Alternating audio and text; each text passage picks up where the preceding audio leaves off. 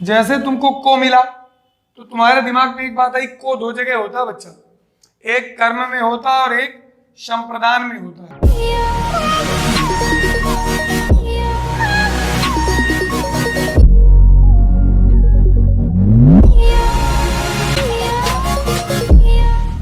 नमस्कार दोस्तों, मैं आनंद प्रताप सिंह एक बार फिर से आप सबका आपके अपने चैनल फ्लायोलॉजिकल में स्वागत करता हूं। तो दोस्तों, आपकी ज़रूरत और आपके डिमांड के अनुसार हमसे ये कहा गया कि आपको भाई समास की ज़रूरत है। तो आपकी डिमांड को लेके हम आए हैं आज और प्रयास करेंगे कि हम लोग समास को सीख पाएँ। ठीक, तो कोशिश करते हैं समास को बेहतर तरीके से सीखने की। तो चलिए धीरे धीरे शुरू करते हैं। समास और समास क्या है, इसके बारे में क्या है, मतलब तथ्य है, सब कुछ तो पूरा एक तरफ से जानने का प्रयास करते हैं। तो दोस्तों, जैसे टॉपिक हम लोगों ने लिया समास, तो समास का मूल अर्थ जानते हो क्या होता है? समास का मूल अर्थ होता है संक्षिप्तीकरण। क्या होता है? संक्षिप्तीकरण, या आप कह सकते हो छोटा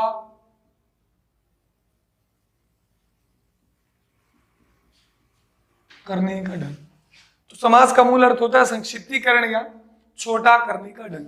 ठीक, तो संक्षिप्तीकरण या छोटा करने का ढंग क्या कहलाता है? समास कहलाता है। ये बात समझ गए? मतलब एक बात आपके दिमाग में आ गई कि जब भी अगर समास के बारे में कुछ पूछेगा तो हम बता देंगे समास मतलब छोटा करना। क्लियर है? क्योंकि नियमानुसार बच्चा करते भी तो यही हो। अगर लिखा है राजा का पुत्र, तो राजा के पुत्र को आप राजपुत्र ही तो कहते हो। तो कहीं ना कहीं तुमने राजा का पुत्र को राजपुत्र बना दिया। बनाया कि नहीं बनाया? ठीक, या आपने चरण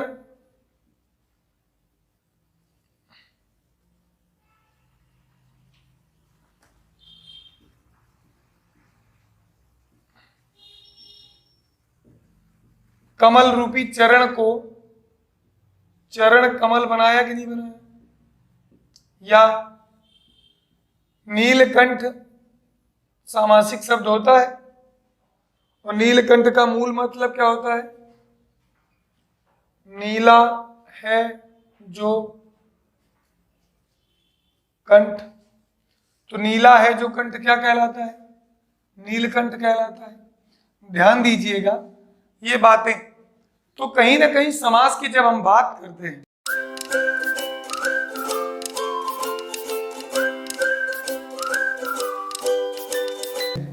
तो एक बात हमारे दिमाग में निकल के आती है कि समास का मतलब है संक्षिप्तीकरण या छोटा करने का ढंग। और आपसे एक विलोम पूछा जाता है कि समास का विलोम क्या होता है, तो आप कहते हो समास का विलोम होता है गुरुजी व्यास। क्या होता है? व्यास। मतलब समास सिकोड़ना, व्यास फैलाना। क्लियर है? सिकोड़ना और फैलाना, ये दो बातें हो गई। और मैंने तुमको एक दो उदाहरण देके इसलिए बताया कि जैसे राजा का पुत्र को राजपुत्र हमने किया, तो कहीं ना कहीं हमने छोटा किया, हमने उसको सिकोड़ने का प्रयास किया कि राजा का पुत्र ना कह के बोल दिया राजपुत्र। ठीक, गगन चुंबी या गगन को चूमने वाला, ये था, और इसको हम लोगों ने क्या कह दिया? गगन चुंबी कह दिया। तो गगन चुंबी मतलब गगन को चूमने वाला। क्लियर बात है कि नहीं है? बोलो भाई, स्पष्ट हो रही है? गगन चुंबी, गगन को चूमने वाला। क्लियर? कोई दिक्कत, कोई परेशानी? स्पष्ट हो रहा है? तो गगन को चूमने वाला व्यापक था, और ये देखो गगन चुंबी, ये समास में हो गया। तो समास का मतलब एक बात हम जान गए कि गुरुजी समास का मतलब फैलाना, समास का मतलब सिकोड़ना और व्यास का मतलब फैलाना, और ये दोनों परस्पर विपरीतार्थक शब्द हैं। क्लियर बात है? अब हम, अगर ये बात स्पष्ट है, समास की मूल अवधारणा स्पष्ट हो गई, तो आगे बात करते हैं समास के प्रकार की। समास के भेद 6। तो ये बच्चा नाम तो तुम्हें याद करने ही पड़ेंगे कि 6 प्रकार होते हैं।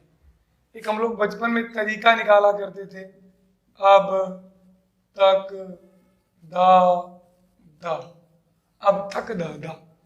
अगर इससे बना लो तुम, आ से अव्ययी भाव, बा से बहुब्री, ता से तत्पुरुष, का से कर्मधारय, दा से द्विगु, फिर दा से द्वंद्व।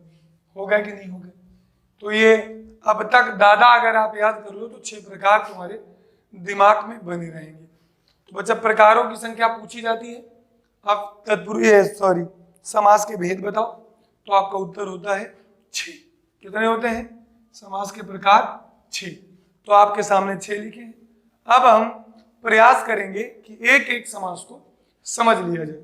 कोशिश करते हैं कि पूरा कंटेंट आपके 1-2 वीडियो में या 2-3 वीडियो में जैसे आ जाए आप तक पहुंचा दिया जाए। तो पहला आया, जैसे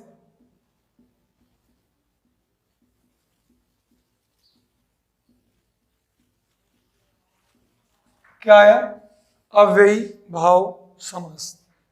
तो बच्चा यदि हम अव्ययी भाव समास में बात करें, पहली बात तो एक तो अव्यय का भाव।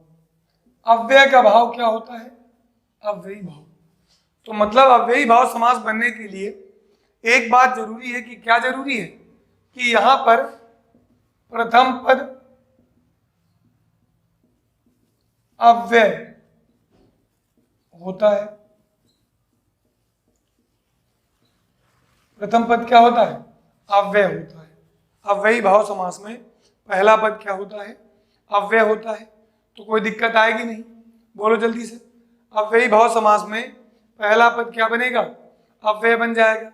अब अगर हम देखें कि क्या गुरुजी और भी कुछ हो सकता है?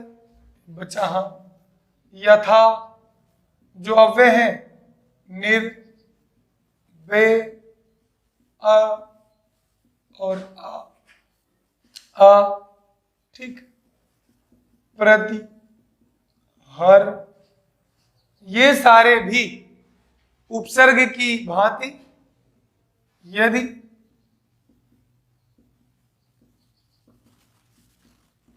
यह शब्द भी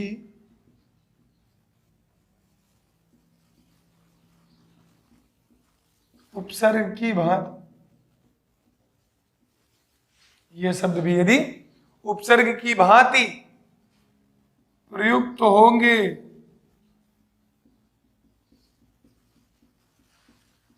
तो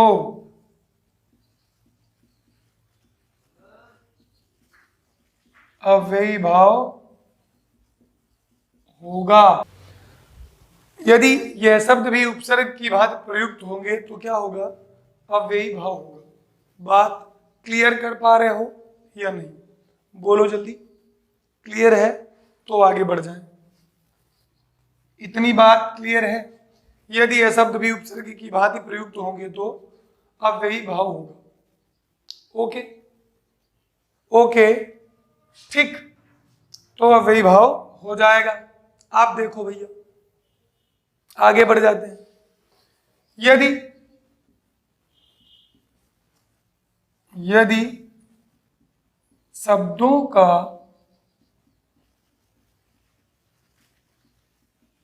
दोहराव हो जाए तो भी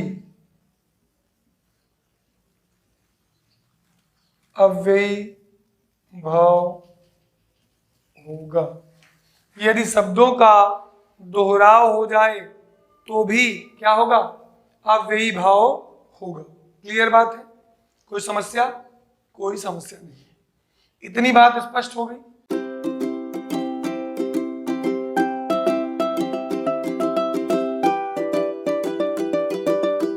तो बच्चा मैंने धीरे धीरे करके आपको 3 रूल बता दिए कि पहला पद अव्यय हो जाए, या उपसर्ग की तरह ये आ जाए, या शब्दों का दोहराव हो जाए। कैसे हो जाए गुरुजी? अगर लिखा है बच्चा घर घर, अगर लिखा है रात रात, अगर लिखा है दिन दिन, क्या लिखा है? दिन दिन। अगर लिखा है दिनों दिन, अगर लिखा है रातों रात, ठीक। तो यदि ऐसा कुछ होता है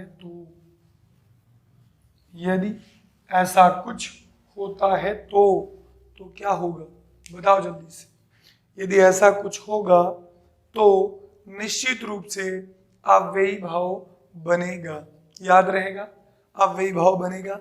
मैंने जो ये लिखे हैं शब्द, यथा लिखा है, तो अगर लिखा मिल जाए यथा समय में समास बताओ तो अव्ययी भाव, अगर लिखा है निर्विवाद में समास बताओ तो अव्ययी भाव, अगर लिखा है बेवजह में समास बताओ तो अव्ययी भाव, अगर लिखा है अकारण में समास बताओ तो अव्ययी भाव, अगर लिखा है आमरण में समास बताओ तो अव्ययी भाव, अगर लिखा है आजन्म में समास बताओ तो अव्ययी भाव, अगर लिखा है प्रतिपल में समास बताओ तो अव्ययी भाव, अगर लिखा है प्रत्युपकार में समास बताओ तो अव्ययी भाव, अगर लिखा है हर पल में समास बताओ तो अव्ययी भाव, अगर लिखा है हर घर में समास बताओ तो अव्ययी भाव।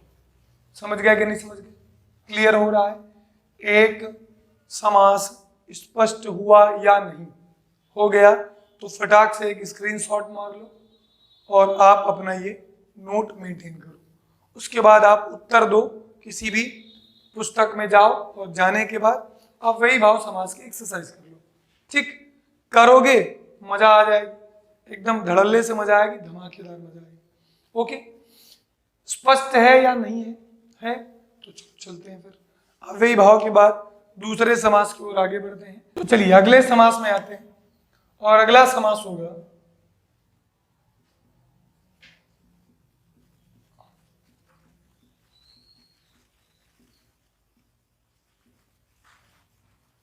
तत्पुरुष समास। कौन सा समास?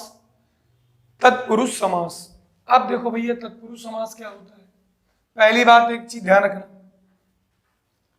कि इस समास में कारक चिन्हों की चर्चा अधिक हुई, या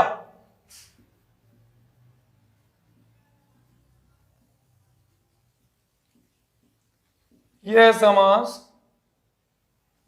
कारकों पर निर्भर करते हैं। यह समास कारकों पर निर्भर करते हैं, याद रहेगी ये बात। कैसे, किसको? इसमें कितने कारक आते हैं देखो ध्यान दो। कर्ता आता नहीं बच्चा, कर्म, करण, संप्रदान, अपादान, संबंध,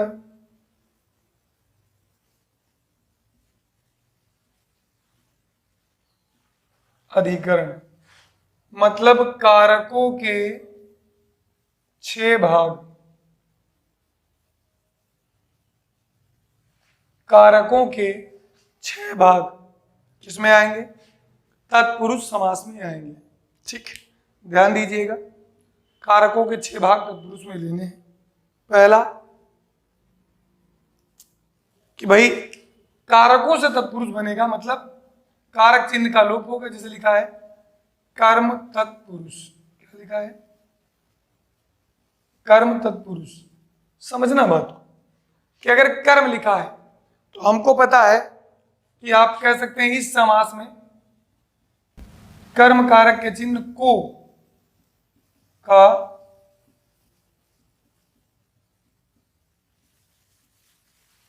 लोप होता है। इस समास में कर्म कारक के चिन्ह को का लोप होता है, इसलिए इसे क्या कहते हैं? कर्म तत्पुरुष कहते हैं। क्या कहते हैं? कर्म तत्पुरुष कहते हैं।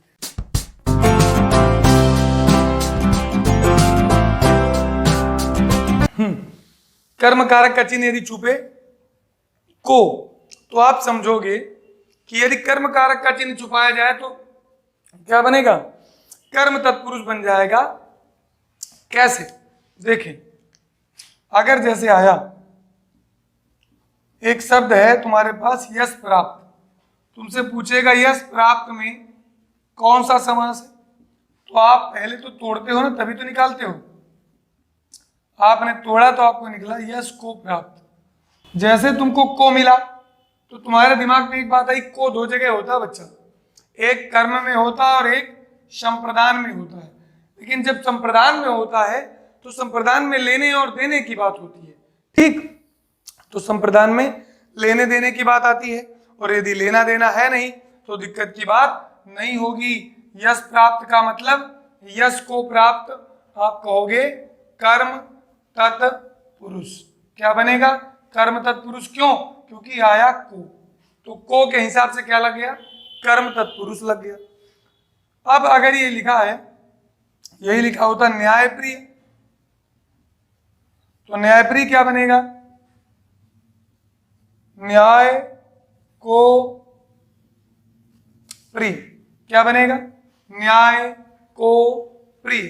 तो न्याय को प्रिय न्याय प्रिय हो जाएगा। हो जाएगा कि नहीं हो जाएगा? जल्दी बताओ। न्याय को प्रिय क्या बनेगा? न्याय प्रिय। तो को आया तो फिर कर्म तत्पुरुष। अगर यही लिखा होता गगन चुंबी तो क्या बनता? गगन को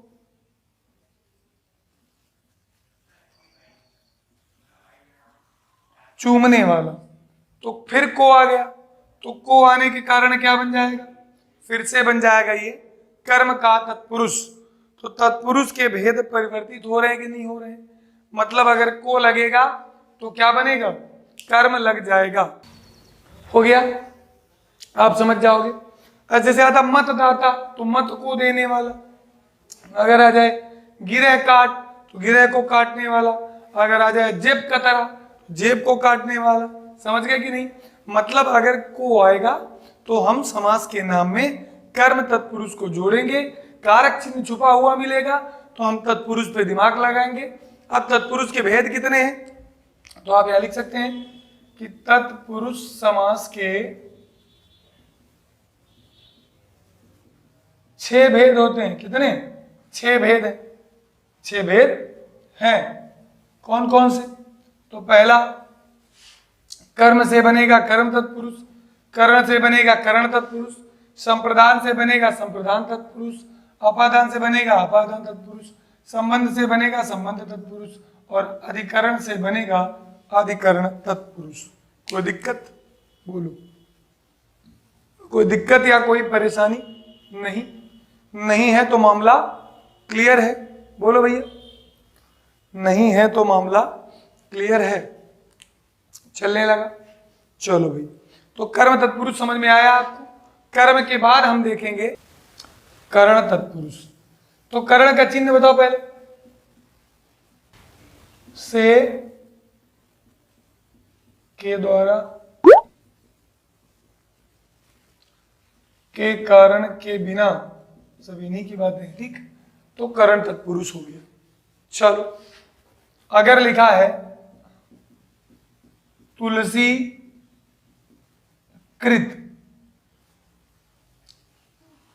तो आप कहोगे तुलसी के द्वारा कृत, तो तुलसी के द्वारा किया गया। कहोगे कि नहीं कहोगे? अगर यही लिखा हो क्या स्वरचित, तो आप कहोगे स्वयं के द्वारा रचित। कहोगे कि नहीं कहोगे? अगर यही आ जाए गोबर गणेश, तो गोबर के द्वारा बने गणेश, ठीक। गोबर गणेश हो जाएगा कि नहीं हो जाएगा? क्लियर बात है। तो भाई इतनी बातें स्पष्ट हो रही हैं।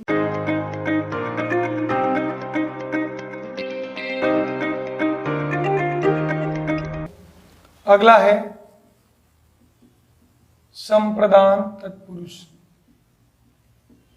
संप्रदान का मतलब चिन्ह होता है को के लिए। सीधी बात है, देने और लेने वाले संप्रदान में आते हैं।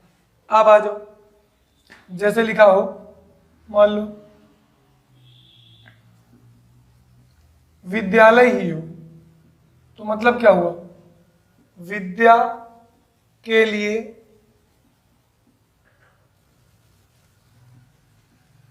आलय, क्या बन गया, विद्या के लिए आलय, कोई दिक्कत, विद्या के लिए आलय क्या बनेगा, विद्यालय। अब अगर लिखा हो स्नान घर, तो हो जाएगा स्नान के लिए घर, स्नान के लिए घर।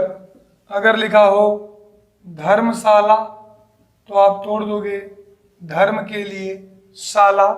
तो वैसे ही जिस समास में के लिए आएगा तो वो निश्चित रूप से क्या बनेगा, संप्रदान बनेगा। ठीक। अगर हाँ आधार देखकर बात करना, पता चला लिखा है देशभक्ति, तो देश के लिए भक्ति होता है या देश की भक्ति होता है, बोलो। देश की भक्ति ये जो करता है तो वो होती है देशभक्ति। तो कुछ किताबों ने इसको दोनों में रखा है, देश के लिए भक्ति या देशभक्ति, अर्थात संबंध में भी और संप्रदान में भी। आपादान की, आपादान तत्पुरुष, आपको देखना है से अलगाव, जन्मजात जुड़ाव, या आप कह लो सीखना, या डॉट डॉट डॉट, बहुत सारे होते हैं। अब हम अभी कारक की बात नहीं कर रहे हैं, जब आपको कभी लिंग वचन कारक पढ़ाएंगे तो लिंग वचन कारक में बेहतरीन तरीके से चीजें आपको मिलेंगी। ठीक है, चलो पहले आगे आ जाओ। अब इतनी बात हो गई कि भैया आपादान तत्पुरुष में से छुपा होगा और जिस से का भाव अलग होने वाला हो। अगर लिखा रहता रण विमुख, रण विमुख शब्द को समझोगे तो खुद वो कहेगा कि हाँ मैं वो हूं। रण विमुख का मतलब होता है रण से विमुख हो जाना, हट जाना, दूर हो जाना। रण से विमुख, तो विमुख मतलब होता है हट जाना। तो रण से जो हट गया मतलब रण क्षेत्र से दूर हो गया, तो दूरी बनते ही अपादान हुआ कि नहीं हुआ। अगर किसी के लिए कहा जाए इनको, तो भैया देश निकाला हो गया। क्या हो गया, देश निकाला, अर्थात देश से निकाला। अगर किसी के सामने लिखा है पद मुक्त, तो वो पद से हट गए ना, हटे तो अलग हुए, तो पद मुक्त हो जाएगा। अगर किसी में आ जाए पद च्युत लिखा हो, तो इसका भी मतलब होता है पद से हट जाना, निकल जाना। समझे बात कि नहीं समझे। अगर लिखा हो पथभ्रष्ट, तो बच्चा पथभ्रष्ट में भी अपादान ही बनेगा, क्योंकि भ्रष्ट हो तो पथ अपने मार्ग से भ्रष्ट हो गए, तो हट गए।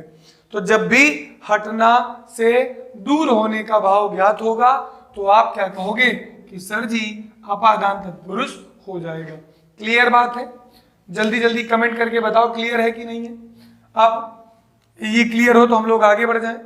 हाँ, इसी में डरने के अर्थ भी आते हैं, जैसे आ गया भयभीत, तो क्या निकलेगा, भय से भीत, डर से डरा हुआ। अब अगर आ जाए जन्मांध, तो जन्मांध भी क्या होता है, जन्म से अंधा, जन्मजात जुड़ा।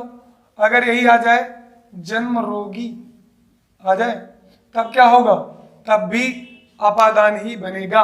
कोई दिक्कत, कोई परेशानी नहीं है, स्क्रीनशॉट ले लो। तत्पुरुष को आज इस पूरे पार्ट में खत्म कर लेंगे, उसके बाद अगले स्टेप में अगले उसमें काम करेंगे। ठीक है,